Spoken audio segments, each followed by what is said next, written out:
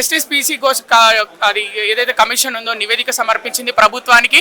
పూర్తిగా కాళేశ్వరం విషయంలో కేసీఆర్ అన్ని తానే ముందు నడిపించాడని నివేదికలో పేర్కొన్నట్టు తెలుస్తుంది. ఎట్లా చూస్తారు మరి? ఇప్పుడు 60 ఏండ్ల నీటి గోసను ఏదో గోషీల కమిటీ అనేసి 600 పేజీలు తెచ్చి కేసీఆర్ గారు అవినీతి చేసిండు అని చెప్పడం అనేది అతిశయోక్తి.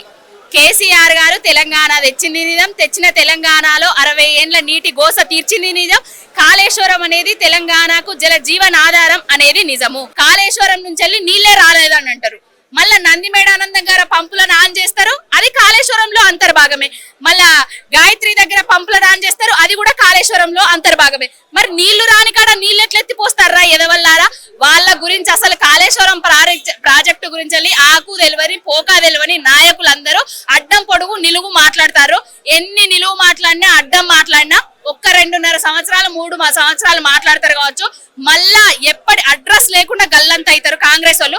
60 ఏండ్ల నీటి కష్టాలను తెచ్చింది కాంగ్రెస్.